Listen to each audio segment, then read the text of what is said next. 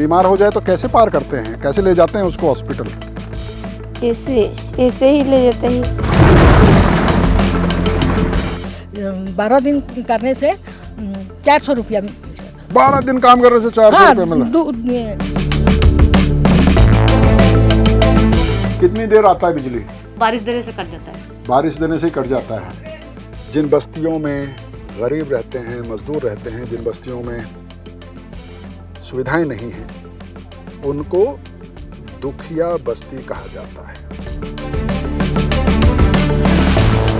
दोस्तों, इस वक्त जहां मैं मौजूद हूं, ये असम का दुलियाजान शहर है। पता नहीं आपने कभी इसके बारे में पहले सुना या नहीं, लेकिन ये एक बहुत इम्पोर्टेंट शहर है देश की अर्थव्यवस्था के लिहाज से। यहाँ पर बड़े बड़े चाय बागान हैं, पेट्रोलियम फील्ड हैं, लेकिन मुझे यहाँ पहुँचने के बाद जो सबसे इंटरेस्टिंग लगा कि दुलियाजान नाम कैसे पड़ा होगा।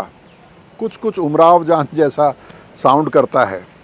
और फिर मैंने इसके बारे में पता किया तो पता चला कि दुलिया का मतलब होता है डोला उठाने वाला, पालकी उठाने वाले जो होते हैं उनको दुलिया बोला जाता था।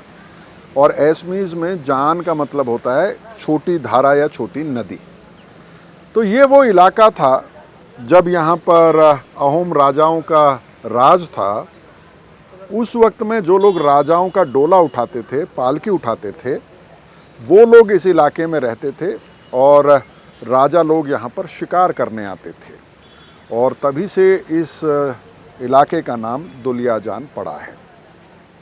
मज़े की बात यह है कि जब राजे रजवाड़े थे, उस वक्त में इस इलाके में जो लोग रहते थे वो भी श्रमिक थे, मज़दूर थे, लेबरर थे। और आज भी इस इलाके को जो लोग चलाते हैं वो श्रमिक हैं, चाय बागानों में काम करने वाले या फिर पेट्रोलियम फील्ड्स में काम करने वाले। फिलहाल आसाम का विधानसभा चुनाव चल रहा है और चाय बागानों के जो श्रमिक हैं, जिसमें बड़ी संख्या आदिवासियों की है, उनकी बहुत चर्चा हो रही है और उनके विकास के दावे हो रहे हैं, या फिर उनसे वादा किया जा रहा है कि उनकी ज़िंदगी बदल दी जाएगी अगर अमुक पार्टी को वो वोट कर देते हैं। वर्तमान में वो कैसे जी रहे हैं, अभी जो सरकार है उसने उनके लिए क्या किया है, उन्होंने जो ये दावे किए हैं कि उन्होंने चाय बागानों के मज़दूरों की ज़िंदगी बदल दी है, वो कितने सही हैं। चलिए चलते हैं चाय बागानों में और आज के जो दुलिया हैं, आज के जो श्रमिक हैं, वो किस हालात में जी रहे हैं, देखने और समझने की कोशिश करते हैं। क्या नाम है? नमस्कार। दिलीप पत्र। अच्छा, चलो। नमस्कार। नमस्कार नमस्कार। आइए, ये जो बांस का दिख रहा है इसके पीछे। हाँ, पीछे। चलिए, बड़ी नदी है क्या? इधर से ऑयल कंपनी तेल निकाल के दुलियाजान में सप्लाई देता है, उधर से नुमलीगढ़ जाता है। नुमलीगढ़ से गुवाहाटी से लेके आप लोग का जो पेट्रोल डीजल जितना बेसिकली रिफाइनरी सप्लाई है। तो जैसे मैंने कहा था कि ये जो पूरा इलाका है ये चाय और तेल के लिए जाना जाता है। तो यहाँ आप देख सकते हैं पानी पे भी आप तेल तैरता हुआ देख सकते हैं। यानी कि बहुत बड़ा उद्योग है और जिसमें लाखों मज़दूर काम करते हैं, चाय और तेल मिला के। देश भर के, बल्कि ये कहना चाहिए कि दुनिया भर के व्यापारी यहाँ आते हैं। डिब्रूगढ़ पे में हवाई अड्डा है, दुलियाजान में रेलवे स्टेशन है, शहरों में अगर आप जाएंगे तो होम स्टे होटल्स हैं। लेकिन जब आप चाय बागानों में जाते हैं तो तस्वीर बिल्कुल 100 साल पुरानी नज़र आती है। चलिए, आप क्या दिखाना चाह रहे थे? नदी दिखाना चाह रहे थे? पुल, नदिया पुल जो टूटा हुआ है। अच्छा, वो दिखाना चाहते हैं। चलिए मतलब पुल ही नहीं है। पुल ही नहीं है? पुल ही नहीं है। हम लोग का जो मतलब बना नहीं कभी या टूट गया? टूट गया ना, बनाने के लिए हम लोग तो मांग कर रहे हैं बरसों से। हम खोज रहा है जो पुल चाहिए चाहिए चाहिए। हाँ। कितना बार चुनाव हुआ, हाँ। चुनाव में आता है कैंडिडेट आता है कि हाँ। पुल बनाएगा पुल बनाएगा पुल बनाएगा, ऐसे करते करते आज से ऐसा हो रहा है। आज डिजिटल इंडिया में हाँ। आज जो एक तो स्विच मारने से विश्व का सब रिकॉर्ड देख पाता है। हाँ हाँ, ये डिजिटल इंडिया में एक स्विच दबाने से पूरे देश का रिकॉर्ड आपके सामने आ जाएगा। उस समस्या में हम लोग आज नदिया का छोटा पुल एक ठो हमको सरकार नहीं दे ये रहा है। देखिए, ये ऑयल इंडिया लिमिटेड का फायर इंजन खड़ा हुआ है, खड़ा हुआ है। क्योंकि यहाँ से ऑयल इंडिया लिमिटेड की वो पाइपलाइन गुजरती है, प्रोडक्शन की पाइपलाइन गुजरती है। तो अपनी लाइन की सुरक्षा के लिए कंपनी ने व्यवस्था की है। सैकड़ों साल से जो मजदूर इन कंपनियों के लिए काम कर रहे हैं, वो किन हालातों में जीते हैं वो आप देख ही रहे हैं। एक बात हम कहना चाहेंगे, इतना बड़ा प्रोडक्शन इधर से कर रहा है, लेकिन क्या हुआ, इसमें जो बाउंड्री वॉल चाहिए या फेंसिंग चाहिए वो प्रोडक्शन देना चाहिए। उधर में गाय घुस जाएगा, लड़का बच्चा घुस जाएगा, वो तेल में जो प्रोडक्शन होता है ना, उसका जो केमिकल है वो गाया खाने से भी गाया मर जाता है।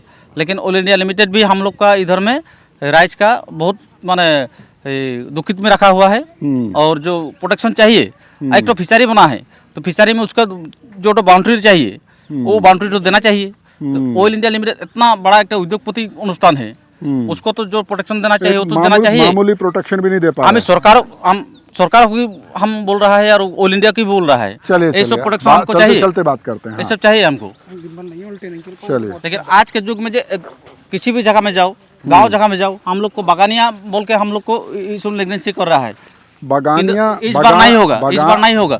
बगानिया का मतलब है चाय बागानों में काम करने वाले श्रमिक आदिवासी। इतना गुस्से में क्यों हो? गुस्सा में है हम लोग का जो मन में जो भड़ास है, वो भड़ास तो हमको जगह में पहुंचाना है ना। कैसे भड़ास जगह पे पहुंचेगा? चुनाव में आप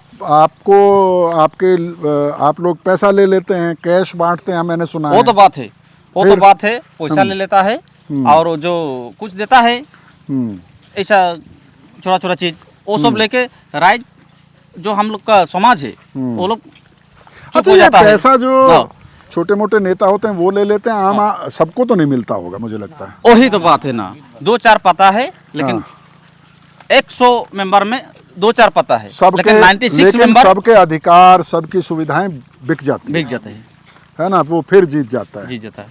बिना काम किए अगर जीत रहा है तो काम क्यों करेगा कोई, है ना? बात तो सही है। तो ये है वो नदी, और वो जो बांस वगैरह दिख रहा है वो आपने पुल बनाया था?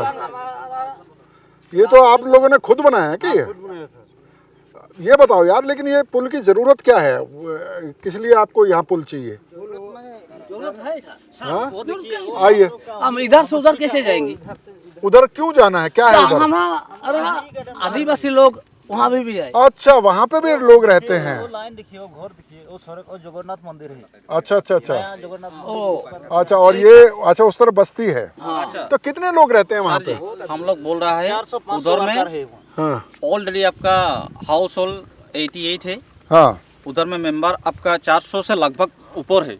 400 से ज्यादा लोग रहते हैं वहाँ पे। हैं। ये आप लोगों ने खुद पुल बनाया था? ये जो राइज मिलकर बनाया था। अच्छा,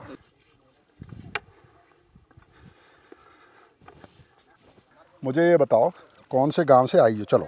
उल्टन। और कहाँ जा रही हो? घर। तो मुझे ये बताओ कि ऐसे ही जाना पड़ता है इसी से होके? और जब पानी बढ़ जाता है तब क्या होता है?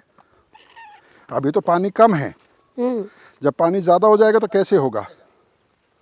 कैसे पार करोगी? नहीं, पार हो ही नहीं सकता। पार हो ही नहीं सकते? तो बच्चे स्कूल वगैरह कैसे जाते हैं? ऐसे ही जाता है। ऐसे ही जाता है,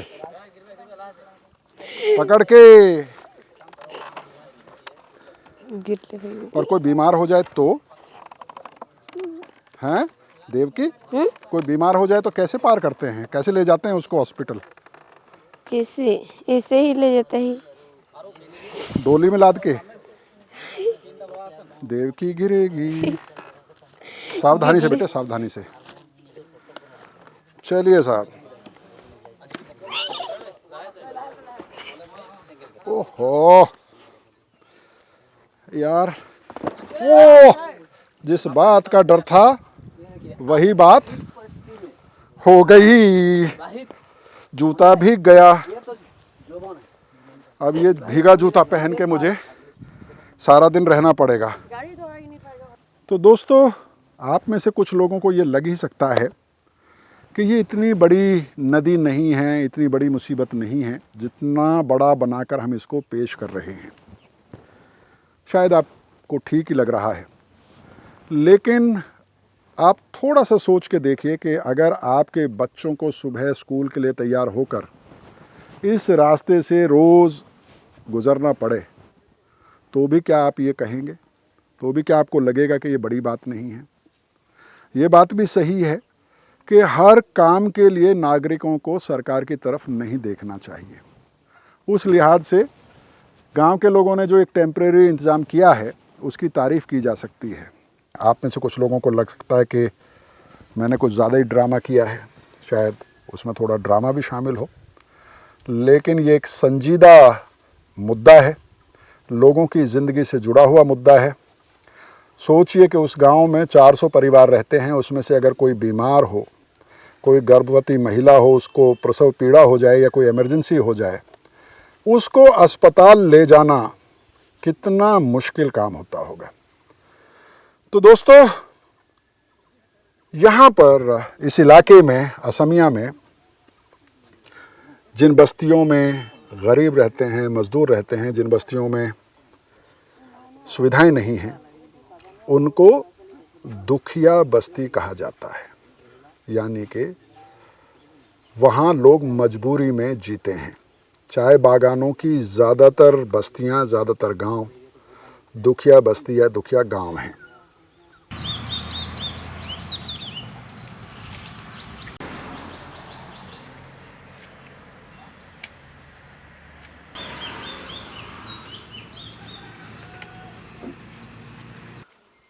क्या नाम है दादा? दीदी? बिरसी कुड़मी। बिरसी कुड़मी। अच्छा, ये आपका घर है? नहीं, उधर है। आपका घर देख लें। मुझे ये बताइए कि ये जो घर है आपका, ये 2 कच्चा घर है और ये अभी पक्का घर बन रहा है। ये पीएम आवास से मिला है? हाँ, पीएम आवास से मिला। तो ये जो ज़मीन है जिस पे ये घर बना है, ये आपकी अपनी है? आप मालिक हैं इसके? नहीं, ये कंपनी का अंदर है। ये कंपनी के अंदर है? कंपनी के अंदर है। और कब से आपके माँ बाप यहाँ रहते हैं? वो तो जब पहले हम लोग का दादाजी थे, हाँ। उन लोग के दादाजी, मतलब वो बहुत पहले से है। बहुत पहले से है? बहुत पहले से। कई पीढ़ी हो गए? हाँ, कई पीढ़ी हो गई। 100 साल से ज़्यादा हो गया? पता नहीं, मुझे तो इतना अच्छे से मालूम नहीं है कितना पीढ़ी होगा, लेकिन बहुत ज़्यादा हो गया है। और अभी तक आपको इस ज़मीन का मालिक आप नहीं है, कंपनी ही मालिक है? कंपनी है। तो कुछ किराया वगैरह भी देते हो क्या इसका? नहीं, वो कंपनी से जो क्वार्टर है ना, उनका पैसा वो कंपनी में करता है, और जिन लोगों के पास वो क्वार्टर नहीं है उन लोगों को पैसा देता है। अच्छा, तो आपको जो मजदूरी मिलती है, हाँ, उसमें से किराया कटता है? हाँ। तो ये एक बड़ी चर्चा है और बड़ा दावा है वर्तमान सरकार का कि चाय बागान में काम करने वाले जो मजदूर हैं उनको माटी का अधिकार, यानी कि ज़मीन का अधिकार दिया जा रहा है, ऐसा दावा है।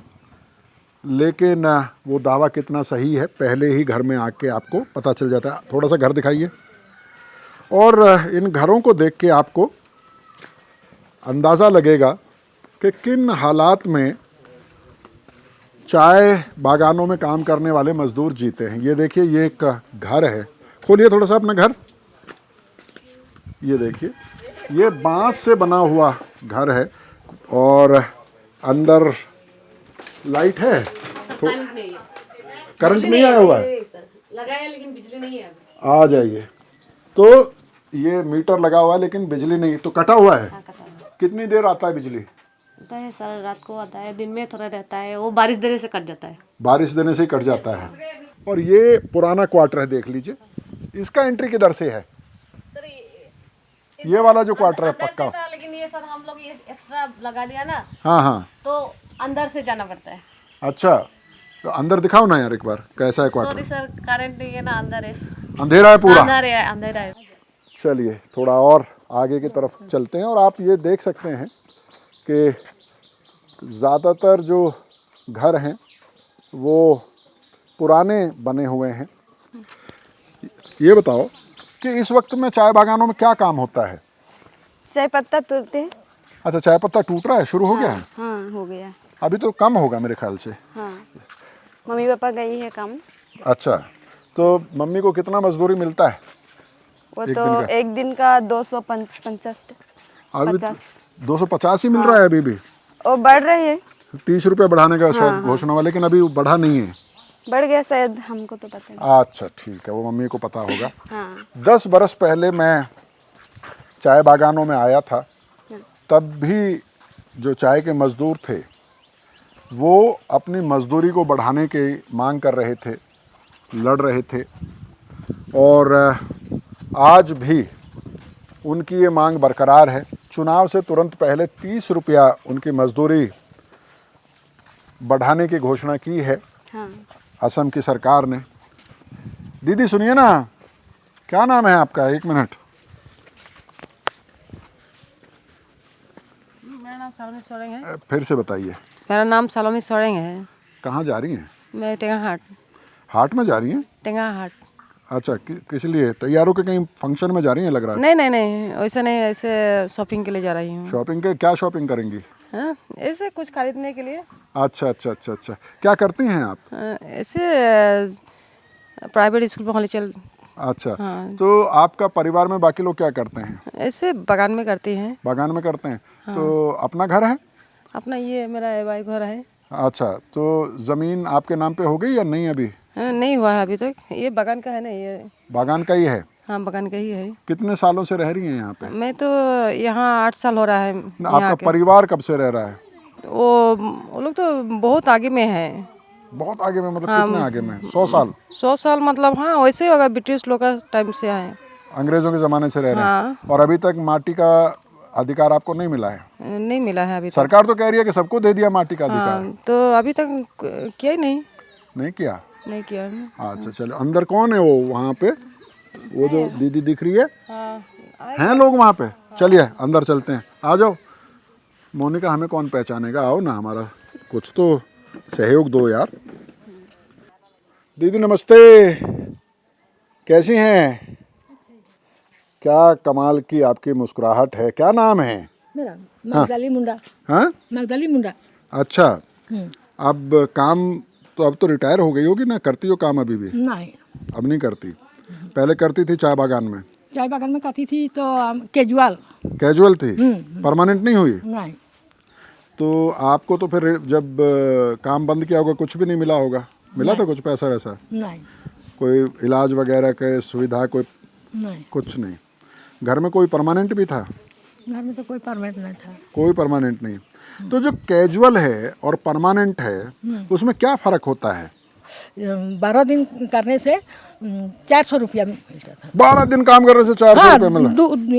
2001 के आगे में। 2001 के आगे में? हाँ। अभी 250 रुपया एक दिन का मिलता है। मैंने जैसा शुरू में बताया कि इस बस्ती में हम इसलिए आए हैं कि हम समझ सकें कि जो चाय बागान में सदियों से परिवार रह रहे हैं उनको कितने अधिकार मिले हैं, उनकी ज़िंदगी कितनी बेहतर हुई है, कितना बदलाव आया है। आप भी अपने बारे में थोड़ा बताइए, क्या करते हैं? हम तो मिस्त्री करते हैं, मिस्त्री। अच्छा, पक्का का। तो मुझे ये बताओ यार कि मैं 10 साल पहले आया था तब भी लगभग ऐसी ही हालत थी। अभी 1-2 PM आवास के घर देख रहा हूँ। आप छोटे से बड़े हुए, क्या यहाँ आपने कोई ज़िंदगी बदलते हुए देखी या वैसी थी जैसे जब आप छोटे थे वैसे ही अभी भी है? किस तरह का बदलाव देखा है? वैसा तो मतलब नहीं देखा, वो थोड़ा देखा है। किस तरह का देखा है? थोड़ा ये PMY जब घर बना है जी वही बना है, तो बस नहीं बदला है। और मोबाइल और मोबाइल है ना? हाँ। रील देखो, हाँ है ना? सही होता है। रील देखो और मज़े करो, हाँ, है ना? बाकी कुछ और करना नहीं है। और करना नहीं। बहुत बढ़िया। लगभग हर घर में आपको एक जैसी ही कहानी मिलेगी। एक अगर आप इन घरों में जिन लोगों से हमने बात की, अगर नमूने के तौर पर देखें तो ऐसा नहीं है कि बिल्कुल बदलाव नहीं हुआ है इन बस्तियों में। जैसे मैंने कहा कि PM आवास योजना के घर नज़र आते हैं। कुछ मज़दूरों ने कहा कि 30 रुपया मज़दूरी बढ़ा दी गई है, वो अभी लागू नहीं हुई है, शायद अगले हफ्ते से मिलने लगे। उम्मीद यही है कि चुनाव ख़त्म होने के बाद भी वो फैसला कायम रहे। और यहाँ पर जो सरकार के दावे हैं कि माटी का अधिकार दिया गया है, वो दावा तो सिरे से उस दावे को तो लोग खारिज करते हैं। कंपनी ही मालिक है अभी भी इनके जो घर हैं जिस पे पीढ़ियों से उनके परिवार रहते आए हैं। ये जो पूरा इलाका है, इस पूरे इलाके में 2 उद्योग हैं, एक है पेट्रोलियम, दूसरा है चाय बागान, और ये दोनों ही उद्योग चलते हैं श्रमिकों के दम पर, मजदूरों के दम पर, आदिवासियों के दम पर। अफसोस की बात यह है कि सदियों से जिन लोगों के दम पर ये उद्योग फल फूल रहे हैं, असम जिसके लिए जाना जाता है पूरी दुनिया में, उस पहचान को बनाने वाला आदिवासी मजदूर आज भी बहुत ही दयनीय, बहुत ही ख़राब ज़िंदगी जी रहा है। और सरकारें हैं कि वो दावे कर रहे हैं, एक बार फिर विधानसभा चुनाव में उसी तरह के दावे और कुछ कैश बेनिफिट्स वेलफेयर स्कीम्स के नाम पर दिया गया है, लेकिन जो उनके एक्चुअल राइट्स हैं, मसलन शेड्यूल ट्राइब का दर्जा, मसलन उनका मिनिमम वेज को बढ़ाना, मसलन उनकी जो जीने की कंडीशंस हैं उनको बेहतर बनाना। आप इन घरों से अंदाज़ा लगा सकते हैं कि इन घरों में रहने वाले लोगों को स्वास्थ्य की किस तरह की उनकी स्थिति होगी, पोषण के क्या हाल होंगे। ओवरऑल जो एक बड़े उद्योग में काम करने वाले, जब उद्योग फलता फूलता है तो उसके साथ साथ उसमें काम करने वाले लोगों की ज़िंदगी में भी तब्दीली आनी चाहिए, बदलाव आना चाहिए, वो बेहतर होनी चाहिए। लेकिन अंग्रेज़ों के ज़माने से लेकर और आज तक चाय बागान के लोग उन्हीं लाइनों में रहते हैं, वही क्वार्टर उनमें आगे कच्चे बरांडे बनाकर वो लोग जी रहे हैं। तो ये हैं हालात। मैंने बताया था आपको कि दुलिया जान में दुलिया का मतलब है पालकी उठाने वाले, डोला उठाने वाले।